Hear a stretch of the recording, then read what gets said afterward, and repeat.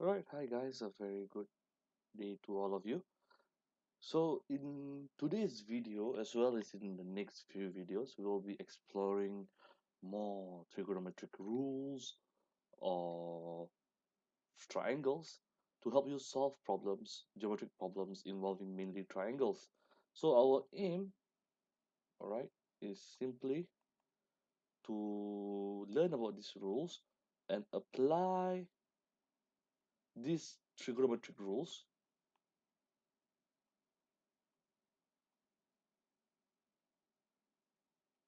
to help you solve uh, problems involving triangle to solve problems involving triangle. Okay, so to solve problems involving triangles.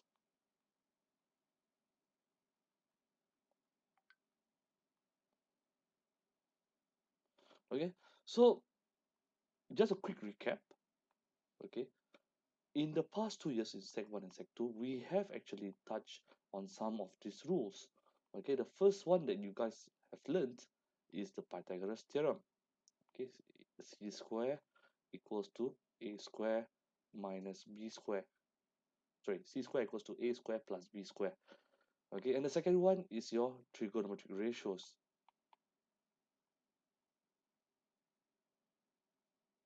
or more commonly known as tuakaso.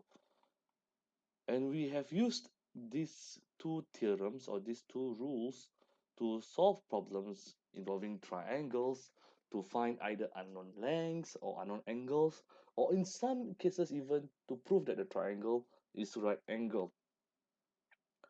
Now, the flaw or rather the problem with these two properties or these two rules is the fact that they only apply to a very specific set of triangles that are right angle. All right, they are only applied to right angle triangles only. So what happens then if we have a triangle that is not right angle? Okay, so this is where today's video and the next few videos will help you. All right, where we will learn three new rules. In 7.3, we will be looking back at area of triangle. There will be a new formula that you will learn. In 7.4, we will learn the sine rule. And in 7.5, we will learn the cosine rule. Okay, and the advantage of these three new rules that you are learning is that you can apply them to all triangles. Okay, regardless whether it's right angle or not right angle. Of course, that's to say that these theorems, this ratio and Pythagoras theorem, they are not useless. Okay, they are of course still useful, and we will be using these two theorems, Pythagoras theorem and Tuakaso, to actually help us prove these new rules itself. Okay, in this topic. Okay, so this will be our objective. This will be the overview of this video as well as for the next few videos.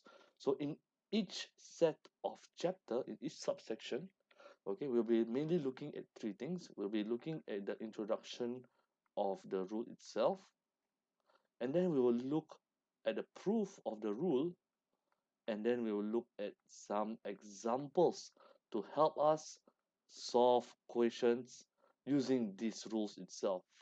All right, and of course when you talk about solving problems involving triangles, most of the time, okay, they will be looking at either finding unknown angles or finding lengths.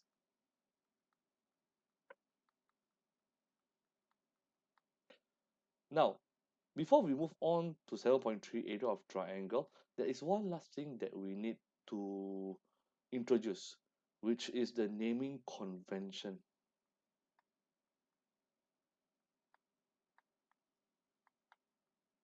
So for all these three rules, we'll be using this following naming convention.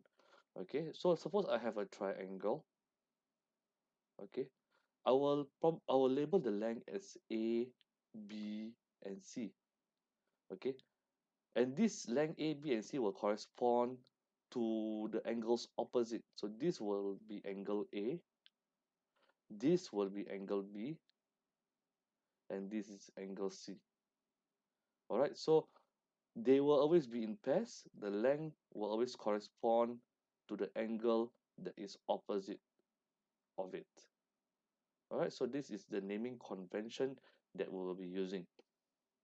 So let's move on. Let's now talk about the area of triangle itself. Let's us look at the formula that we'll be learning today. So in area of triangle, in the past, okay, we have the following formula that we have learned since primary school, where if I say that this is the base, then we will have the perpendicular line from the tip to the base, and we'll call them the height. Okay, and we will use this formula, half times base times height, to find the area of the triangle. And this will still work even if I have an obtuse triangle. So I'll call this the base. So the height will simply be the imaginary perpendicular line that is perpendicular to the base extended. So my height will be simply this length over here. Okay. Now this is useful when we know that the height is perpendicular to the base, when we know both height and base. But more often than not, okay, we don't know what the height is. So that's where this formula comes into play. Suppose I have a triangle, okay, and let's just label them again, A, B, C. So A corresponds with angle A, B corresponds with angle B, C corresponds with angle C. Okay, so the formula that we will learn today is simply the area of triangle can simply be found if I use half multiplied by A multiplied by B multiplied by sine C, where C is the angle that is opposite of the length C itself. So to simplify this formula, the area of triangle is simply given by half AB sine C. So this is the formula that we will be using for today's lesson.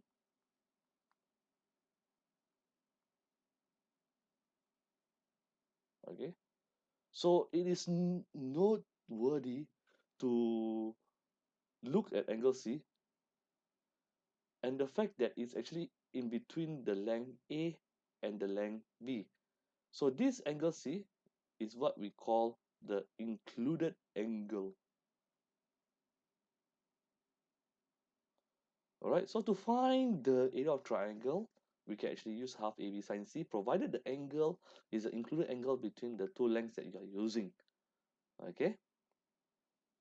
Now, of course, some of you will be asking, why? How does this formula come about? Okay, so we will look at the proof in the next video, and then we will look at how we can apply this formula to solve problems involving triangles. Alright, so do move on to the next video to find out more about this formula itself.